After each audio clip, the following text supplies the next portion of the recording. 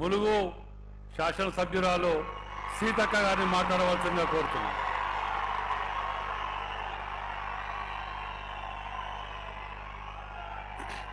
సభా అధ్యక్షులు సోదరుడు నాయన్ రాజేందర్ రెడ్డి గారికి, పెద్దలు గౌరవనీయులు మనందరి అభిమాన నాయకుడు గౌరవ శ్రీ ముఖ్యమంత్రి శ్రీ గౌరవ రేవంత్ రెడ్డి గారికి, పెద్దలు గౌరవనీయులు మంత్రివర్యులు శ్రీ శ్రీధర్ బాబు గారికి, సోదరిమణి సురేఖక్క గారికి, ఏఐసిసి సెక్రటరీ రోహిత్ చౌదరి గారికి, వేమన్న గారికి, అదేవిధంగా పార్లమెంట్ ఇన్ఛార్జ్ రేవూరు ప్రకాష్ రెడ్డి గారికి, పెద్దలు గౌరవనీయులు వేదిక మీద ఉన్నటువంటి ఎమ్మెల్యేలకు, ఎమ్మెల్సీలకు, ఇతర మాజీ ఎంపీలకు, అందరికీ పత్రికా మీడియా సోదరులకు, అశేషంగా తరలి వచ్చినటువంటి మా అక్కలకు, అన్నలకు, తమ్ముళ్లకు, వరంగల్ పార్లమెంటు సోదరులందరికీ కడియం కావ్య తరపున గెలిపించడం కోసం వచ్చిన మీ అందరికీ పేరు పేరున నమస్కారాలు, ధన్యవాదాలు తెలియజేస్తా ఉన్నాను.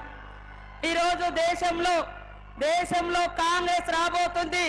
అదే భయం పట్టుకున్నటువంటి మోడీ మొన్నటి దాకా మోడీ గ్యారంటీ అని జబ్బలెగరే చెప్పినటువంటి మోడీ మళ్ళా నిన్నేమంటాడు, మోడీకా గ్యారంటీ అంటాడు. మోడీకా గ్యారంటీ అని వాళ్ళొక మరి ఏదో సంకల్ప పత్రాన్ని కొన్ని గ్యారంటీలు తీసుకొచ్చారు. ఆ సంకల్ప పత్రాలు కూడా ఎవరు నమ్మే పరిస్థితి లేదు.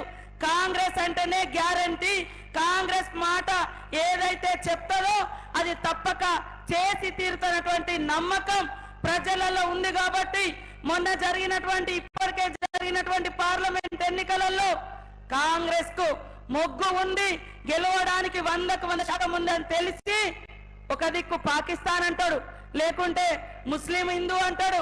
అది లాస్ట్ కి ఇప్పుడు ఏమంటాడు, కాంగ్రెస్ వస్తే ఆడోళ్ళ మీద పుస్తలు గుంజుకపోతారు అంటారు.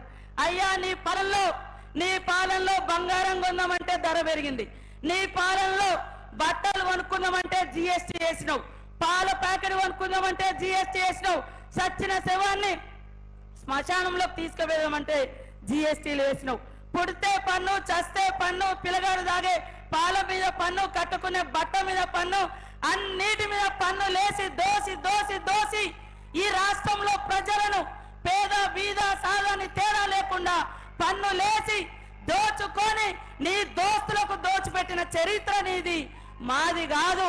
పేదోళ్ళు బతకడం కోసం, పేదింటి బిడ్డలకు ఉపాధి కల్పించడం కోసం 100 రోజుల పని చట్టాన్ని తెచ్చింది.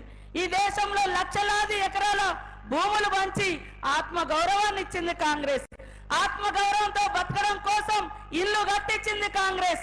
ఇక్కడున్నటువంటి మా సోదరులందరిని అడుగుతున్నా, ఒక్కటన్నా మీ ఊర్లో బీజేపీ ఇల్లు కట్టించిందా? రేపటి నుంచి చూడండి. కట్టించిందా? ఈ బీజేపీ వచ్చిన తర్వాత పేదవాళ్ళు కనీసం వంట చేసుకున్న మా అక్కలు 500 కాంగ్రెస్ ఇచ్చింది అన్నాడు కేంద్రంలో గ్యాస్ సిలిండర్. ఈ బీజేపీ వచ్చినాక 1200 పెంచింది. ఇది నీ దోపిడీ. ఈ రోజు మరి 2 కోట్ల ఉద్యోగాలు ఇస్తా అన్నావు, కనీసం ఉద్యోగాలు ఇవ్వడం దేవుడెరుగు. కాంగ్రెస్ ప్రభుత్వం నెహ్రూ కాలం నుంచి ఈనాటి వరకు తెచ్చినటువంటి ప్రభుత్వ రంగ సంస్థలు, ప్రభుత్వ ఉద్యోగాలన్నీ కూడా నీ దోస్తులు ఆదాని అంబానీలకు దోచిపెట్టి కంపెనీలను వాళ్ళకు దోచేసిన చరిత్ర నీది, మాది కాదు. కాబట్టి ఇక్కడ దోపిడీ దొంగలు అంటే బీజేపీ ప్రభుత్వం. ఇప్పటిదాకా దోచుకునే సరిపోదని ఇంకా దోచుకోవడం కోసం 3వసారి కావాలని అడుగుతున్నారు. కాబట్టి ఇక్కడటువంటి సోదరులు ఒక్కటే అడగండి, మీ ఊర్లో సెంట్రల్ గవర్నమెంట్ నుంచి ఉద్యోగాలు ఎంతమందికి వచ్చినాయి, ఉపాధి ఎంతమందికి వచ్చింది? లాస్ట్ కు కాంగ్రెస్ ఇచ్చినటువంటి 100 రోజుల పనిని కూడా ఇవాళ 42 రోజులకు తగ్గించి కనీసం కూలి కూడా పడకుండా చేసినావు. రేపు కాంగ్రెస్ కేంద్రంలో వస్తుంది, ఖచ్చితంగా 100 రోజుల కూలీలకు 400 పెంచుతా అని రాహుల్ గాంధీ గారు మాట ఇచ్చారు.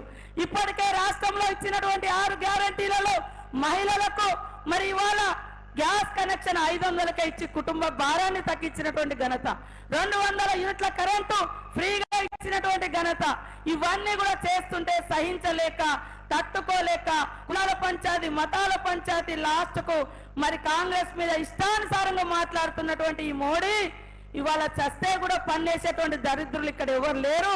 పిల్లగారు రాసుకునే పెన్సిల్ గీకే చాప్మార్ మీద కూడా ట్యాక్స్ కట్టినటువంటి చరిత్ర నీది. కానీ కాంగ్రెస్ ఎప్పుడు కూడా పేదల పక్షాన ఉంది, పేదలకు రుణమాఫీ చేసింది, రైతన్నలకు రుణమాఫీ చేసింది, పేదలను ఆదుకున్న తప్ప ఇంకొకటి కాదు.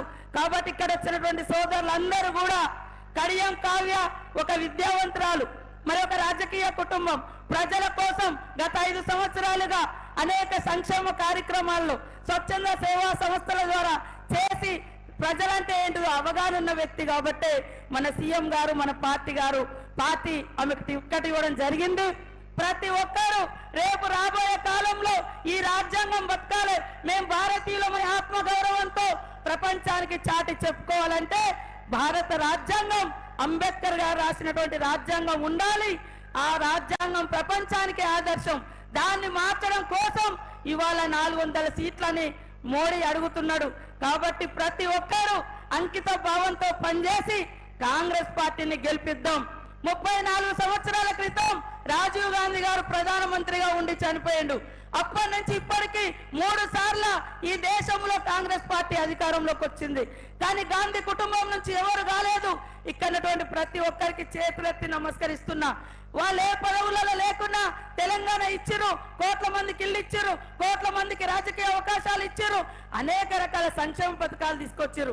ఇప్పుడు నెహ్రూ సిద్ధాంతం, గాంధీ సిద్ధాంతం, ఇందిరమ్మ పాలన కావాలంటే ఖచ్చితంగా ప్రజాస్వామ్య నాయకుడు, పోరాట యోధుడు మన రాహుల్ గాంధీ గారిని ప్రధానమంత్రి చేసుకోవాలంటే ఇక్కడ నిలబడ్డది కడియం కావ్య కాదు, రాహుల్ గాంధీ అనుకోవాలి.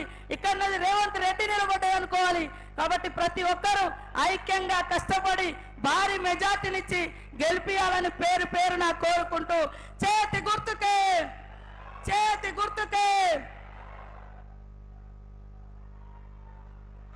ఇప్పుడు మన మంత్రివర్యులు వరంగల్ ఈ శాసనసభ్యులు కొండ సురేఖ గారిని మాట్లాడవలసిందిగా కోరుతున్నాం.